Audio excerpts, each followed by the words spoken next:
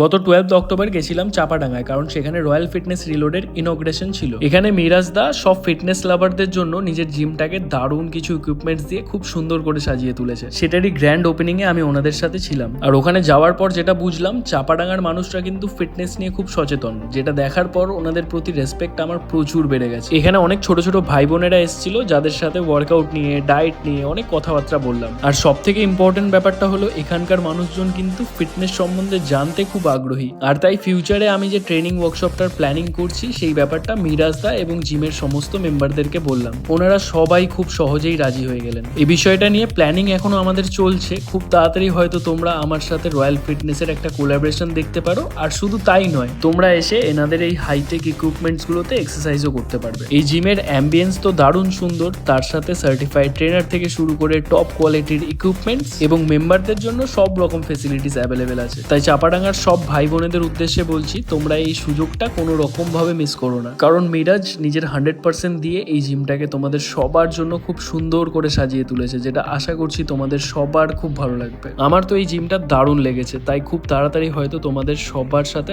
আবার দেখা হবে আমার ট্রেনিং ওয়ার্কশপ এবং আমার নিজের ওয়ার্কআউট নিয়ে। রয়্যাল ফিটনেস রিলোডের থেকে আমি প্রচুর ভালোবাসা পেয়েছি, যার জন্য তোমাদের সবার কাছে আমি প্রচুর কৃতজ্ঞ। সবাই খুব ভালো থাকো, হেলদি থাকো, ফাটিয়ে ওয়ার্কআউট করো।